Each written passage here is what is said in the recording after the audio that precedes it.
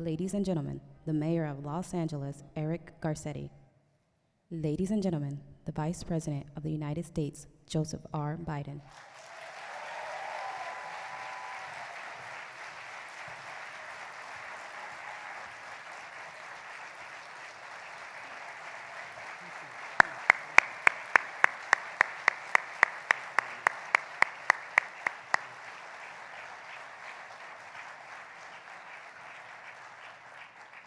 Thank you for that warm welcome for our Vice President, and it is my great pleasure to welcome a giant, a man whose impact on this nation, on this world, can be only measured in the lives that he has changed and the path that he has set this country on.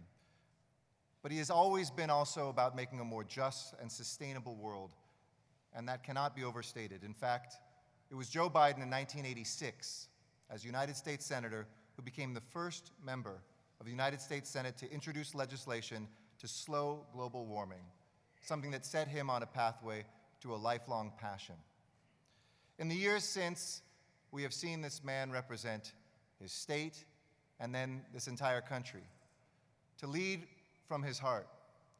We've laughed with this man, we've cried with this man, and he continues to set an example for all of us, that when we lead with the feelings that we have in our heart, when we always say nothing but the unvarnished truth, that we can indeed solve the most pressing challenges of our time. I want to thank him personally for the friendship he has shown the City of Angels, and he's been a steadfast champion for mayors across America. And we are so honored to have him with us here for this occasion. So ladies and gentlemen, please welcome my friend, our friend, the Vice President of the United States, Joe Biden.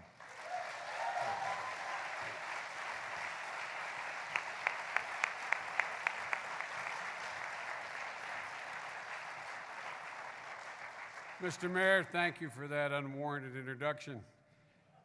I appreciate it. He is a friend. You can tell only a friend would tell those lies about me. To State Councilor Yang, it's good to see you. I got to see you a moment before you came on, and to the entire delegation. We've been spending a lot of time together, and it's good to see you all. And I understand Congresswoman Solis is here. I understand that to be the case. It's good to see you. By the way, it's a long story. I won't go into it, but I want to thank you for allowing me to be here to address the most consequential issue of our time. That's not hyperbole. It is the single most consequential issue of our time, climate change. It's not just an environmental issue. It's an economic issue. It's a national security issue. It's a moral issue. As the mayor pointed out, back in '86, I did introduce a Global Warming Climate Protection Act. But what I said at the time I introduced it is that that reality has a way of intruding.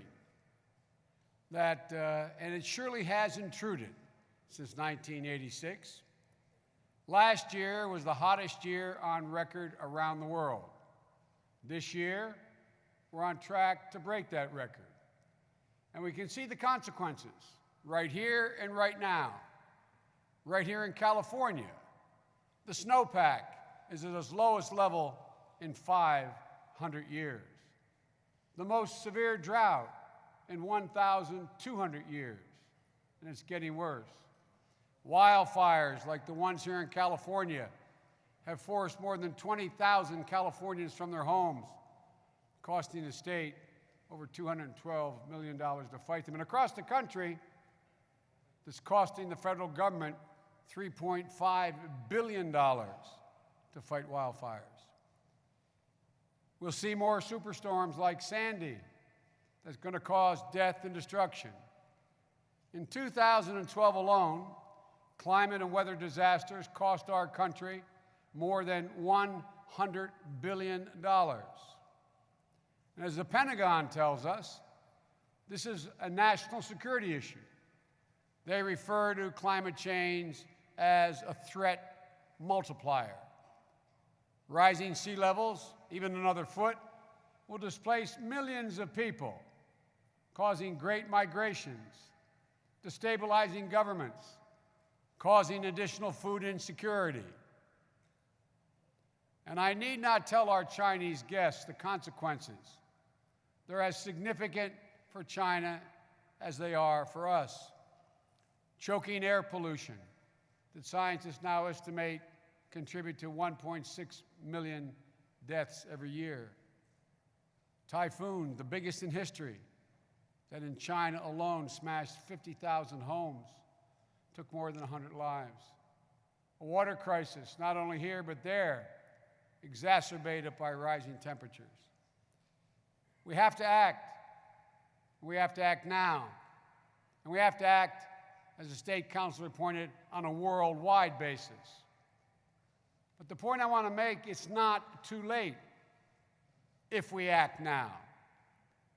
As my friend, the President's science advisor and Nobel Prize winner, Dr. John Holdren puts it, we can imagine, we can mitigate, we can adapt, or for lack of adequate mitigation and adaptation, we can suffer.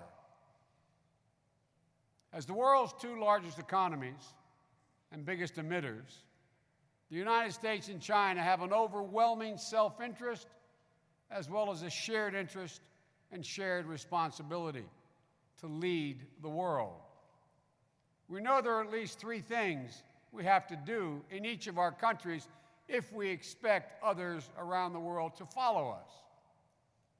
First, we have to engage all levels of our government, including our cities, our states, our provinces, as well as the private sector, to reduce emissions. We have to work bilaterally to find solutions to the biggest problems and lead the world in setting significant as well as achievable targets ahead of the UN Climate Conference in December. Last year, as has been pointed out by the state councilor, President Obama and President Xi set bold climate targets that the world did not anticipate, but welcomed. Now we have to lead together by showing the world that we have the will and the capacity to reach and exceed those targets in our own countries. Here at home in the United States, we put forward the Climate Action Plan that calls for cutting power emissions by 20% by 2030, by incentivizing clean energy like wind and solar, giving states and utilities the flexibility and the time to meet these new standards. Just prior to this, I spoke this morning to a conference of close to 3,000 solar energy experts and entrepreneurs. They're ready. They're capable. The world is changing rapidly. We also call for doubling renewable energy generation once again, but this time by 2020, by investing in research to drive down costs. Under our Sunshot program, our goal is to reduce the cost of solar by another 75% by the year 2020. As I said earlier today, I announced a $102 million competitive grant to companies, businesses, universities, and research laboratories in 37 different states in order to achieve that goal. Earlier this year, in Philadelphia, Secretary Ernie Moniz and I released the Quadrennial Energy Review, the first part of a roadmap to make our entire energy infrastructure more reliable, resilient, safer, and more secure. It is, for us, a matter of national security. 9% of our 2.6 million miles of gas pipeline distribution are made of leak-prone materials, requiring replacement. That costs $270 billion. And the health effects of those leakage are real now. 2.2 million miles of local distribution circuits on our electric grid, built for a one-way system. They now need to be upgraded to carry electricity from new sources, like renewables. 640,000 miles of transmission lines, taking electricity from rural areas that don't need it and sending it to smaller towns and bigger cities. Over the next 10 years, we estimate that we'll need to spend $3.5 billion to modernize the energy grid, but in the process, we'll be creating millions of new jobs. This can and should be a win-win proposition. For from the moment the President and I took office, we knew we had to move. That's why we initiated the Recovery Act. The President gave me the dubious distinction of making it work. We invested $90 billion in clean energy technology, the largest clean energy investment in the history of America. And by the way, outside experts pointed out that less than 0.4% of that over $800 billion we spent in the Recovery Act was waste, fraud, or abuse. As a result of all this, we tripled electricity from wind, enough to power more than 16 million homes. Wind now supports more than 50,000 jobs. And we're on the course to reach 600,000 jobs over the next several decades, just in supplying wind energy. We've driven down the cost of wind, so now it's cheaper than new coal per kilowatt hour. If I had stood here before you 5 years ago and told you that, you would have thought I was certifiable. We increased solar generation 20-fold, doubling in the last year alone. Solar is now the fastest growing energy source in America, enough to provide the electrical needs for 4.6 million homes. It's not all in homes, but that's what it could do. 778,000 homes are now powered by solar. And if we continue the investment tax credit, which we should, by the way, you should clap for that. We need to do that.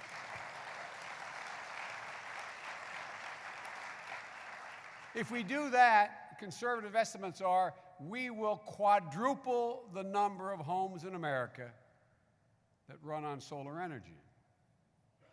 You know, this is one of the best kept secrets in America. Part of what we're doing here with our Chinese friends is trying to let the American public know just how much progress has been made. Today, you can call. Tomorrow, you can have someone at your home. By the time the morning is over, you will have solar panels installed in your house, and you will generate enough energy most places during the day to maintain all of your needs throughout the night. And there's an easy way to fund these tax credits, by the way. Some of my more conservative friends say we can't afford these tax credits. Some of the tax credits we have, I don't know how we can afford, but we can't afford it. But let me put this in perspective. Today, we continue since roughly 1919 to subsidize oil and gas companies to drill. No, 1919, 1929, 1949, 1969, it made a lot of sense. Because for every 10 wells drilled, a small percentage came up as gushers, as they say. So we had to reward risk. Does anybody think there's a lot of risk in North America today? Drilling for gas and oil? Can anybody rationally argue that the $5 billion a year tax credit has any social redeeming value today? If we just took half of that, we could cover all the costs of renewable energy credits on a yearly basis for the foreseeable future. To put this in perspective, if we eliminate unnecessary fossil fuel subsidies worldwide, a recent study showed, worldwide, to put this in perspective, that alone would cut carbon pollution by 7% worldwide. Just that. The mayors here understand this. Mayor Garcetti gets it. Mayor Garcetti has installed more solar capacity in this city than any city in the United States of America. Mr. Mayor, you said this week, quote, "It's great when national leaders set big goals. But if you don't have local leaders carrying them out, they're just words on a page." Nothing could be truer. Mayor Parker can tell you. I don't know if Mayor Parker is here. She's from Houston, as you all know. Houston is the largest municipal purchaser of renewable energy in the entire nation. This is in the middle of the state built on oil and gas. And she'll soon get half their energy from renewable sources. And the mayor has pledged that Houston will reduce emissions by 80% by 2050. And there's a plan in the works to do that. I have a great friend, I don't know who's here, Kasim Reed, one of the great mayors in this country from Atlanta. Are you here, Mr. Mayor? Good to see you, Kasim. They built 1 million square feet of commercial space that will use 20% less water and 20% less electricity. And the mayor and Atlanta have pledged to reduce emissions by 20% by 2020. A good friend who I can't say he's a good friend anymore because he lives in Iowa, and that means I'm doing something if I say that. But Frank Cowan of Des Moines, are you here, Frank? Frank has moved. He's creating an urban forest, saving trees and planting more along with buildings that are green buildings. It's a major undertaking in Des Moines. One of the most stand-up guys I've ever known, Marty Walsh of Boston. I don't know if Marty's here, but he pioneered energy efficiency by making Boston the first city in America to adopt green building zoning requirements. Boston will reduce its emissions by 25% by 2020, and the pledge is 80% by 2050. These are all great mayors. There's many more that I have not mentioned that are doing the same thing. But this is a win-win undertaking. The way the opposition talks about this, these people who deny global warming are the same folks who, I suspect, deny gravity. They talk about this in terms of cost. We have an obligation as a government. There are winners and losers when we make transformational changes. But we've accounted for that. All those I come originally from a coal region of the United States, Scranton, Pennsylvania. When coal went south, it was a gigantic, not only economic impact, it was a cultural impact. Entire cultural norms are built around these things. We're committed to provide for alternatives for those folks. Put those cities, those communities, those rural areas in a position where they can compete. But here's the deal. We can protect the environment, save taxpayer dollars, and create good-paying jobs all at the same time. That's a fact. That's the truth. In 2013, more than 500,000 people in America were employed in just the transmission, storage, and distribution of energy. That number can double in the next few years. And I know in Washington I'm referred to as middle-class Joe. That means in Washington you're not very sophisticated. But the middle class is in trouble. These are middle-class jobs. Let me define what I mean by middle class. Being able to own your home, not just rent it. Send your kid to a local park where you know they're going to come home safely. Send them to a local public school where if they do well, they can get to college. If they get to college, you can pay for it. And God forbid, when one of your parents dies, you can take care of your other geriatric parent and hope that your children never have to take care of you. That's what America's been all about. That's who we are. And these jobs make a gigantic difference. Worldwide, economists say that if we're able to make every major city in the world climate smart, we would save $22 trillion by the year 2050. Let's assume they're off by half. It's a gigantic financial savings, allowing those funds to be used for other socially progressive and positive undertakings, or just flat cutting deficits. You know, it's time to end these debates. It's time to get down to business. And that's exactly why my good friend, no-nonsense, straight-talking, brilliant Michael Bloomberg That's what he had in mind when he helped launch the Compact of Mayors, a global coalition that's going to use transparent, data-driven approaches to reduce city-level emissions. The cities in this compact, 46 in the United States and counting, like Miami, Memphis, Phoenix, Seattle, they're going to share their data and their research to reduce emissions. Mayor Bloomberg was way ahead of the curve as mayor of New York. Remember all the controversy he caused? But he was right. He was correct. And it worked. Launching bike shares to take automobiles off the streets of the city, promoting sustainable development, reducing New York's carbon footprint by 19%. Now he's putting not only his name, but his significant resources behind this effort. Working with my old friend John Kerry, Bloomberg Philanthropies is partnering with the State Department to launch Our Cities, Our Climate, an exchange program that will bring together city leaders from around the world with a simple goal: share your ideas that work, learn from each other, and help solve climate change city by city. This is not a zero-sum game. This is a win-win proposition. Building on these initiatives, the United States and China have important joint efforts to show for climate change. Yesterday, 30 American and Chinese cities signed the Climate Leaders Declaration, the first of its kind in history. The declaration lays out parallel steps to address climate change and slow global warming on this planet. The cities and counties pledged to, one, establish ambitious targets to limit greenhouse gas emissions, and in many cases, more ambitious than their national targets. Report greenhouse gas emissions regularly so their people can know and the world knows. Come up with the climate action plans and enhance cooperation and partnerships at a city level.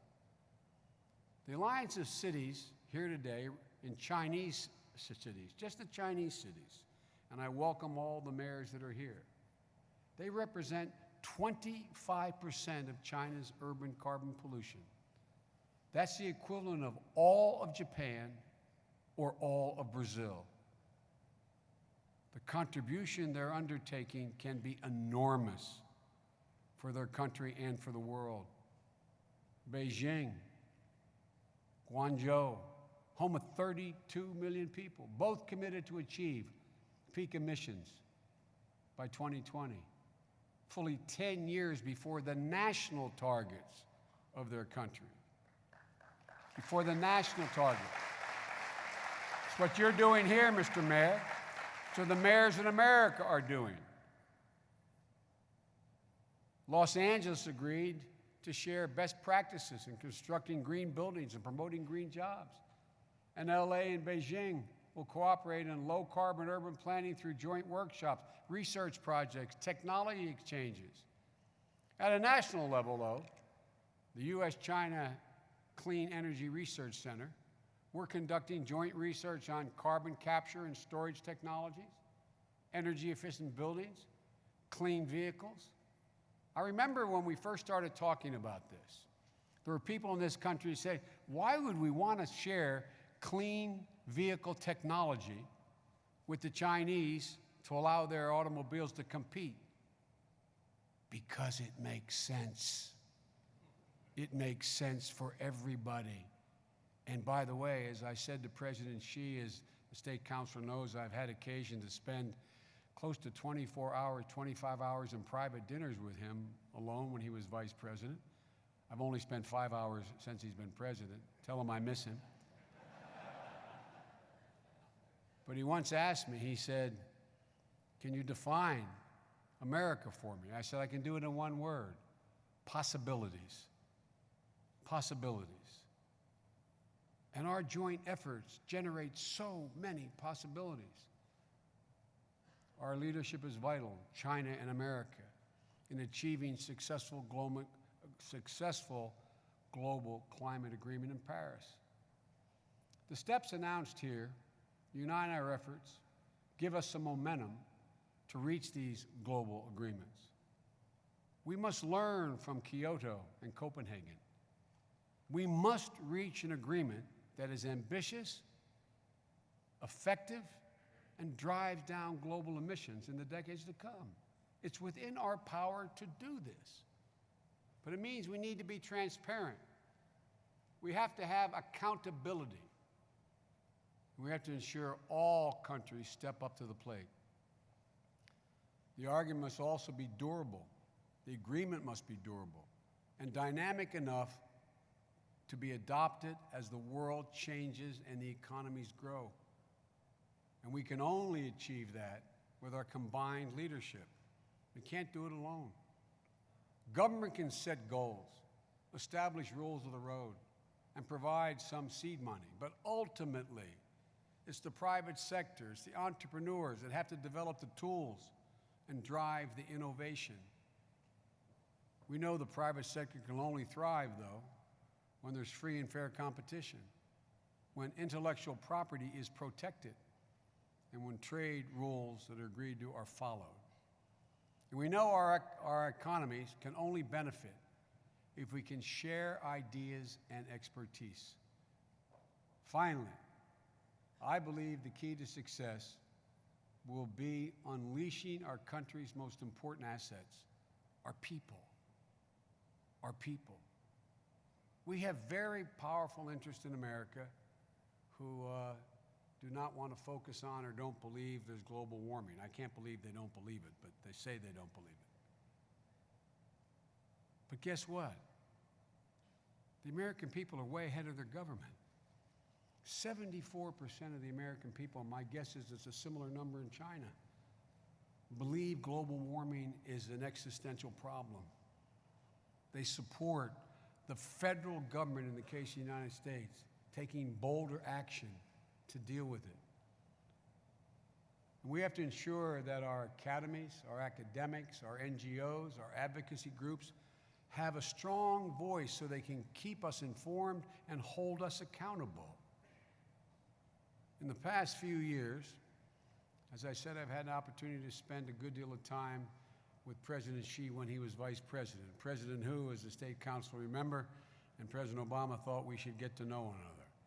I'm famous for saying, trying to improve on Tip O'Neill's axiom that all politics is local. I think all international politics is personal. I think it's actually getting to know one another. It matters. And the one thing I know from my opportunity to be with President Xi is we share in common belief that the United States-Chinese relationship is critical to the peace and prosperity and absolutely essential to fight climate change. When the history of the 21st century is written, it will depend in large part on how well we manage the relationship between the United States and China. It's the single most consequential relationship in the world. That relationship, in many ways, will define this country as well as this century for the remainder of the world. I don't think that's hyperbole. I think that's an absolute fact. I had the great honor of being the first members of the first delegation. I was a kid senator with very senior, powerful senators like Jacob Javits and Mike Mansfield and Clifford Case. We were the first delegation to meet with Deng Xiaoping when we normalized relations. I was convinced then, and roundly criticized in the Senate floor for saying it, that there is no obvious reason why the United States and China can't be competitors, not enemies. There is no reason in the world. Our interests are absolutely similar. And now we have an opportunity to use that relationship that has the potential to have a profound impact on our planet's future. We need your leadership and your creativity because you will be at the forefront, and not only leading the effort to curb climate change, but also strengthening the U.S.-Chinese relationship. I can assure you the President and I will do everything we can to support this effort. But all of you in this room are really the key to the possibility of success, Chinese and American citizens. And I'm confident we'll succeed because the alternative is not thinkable. The alternative is not rationally contemplatable. The alternative cannot happen. Too much is at stake. So I want to thank my Chinese friends representing a great country, as well as the American leaders in this room, for being here, for giving impetus to this effort. I thank you all so very much for allowing me to speak as well. Godspeed, and let's do something about this. Thank you. Thank you.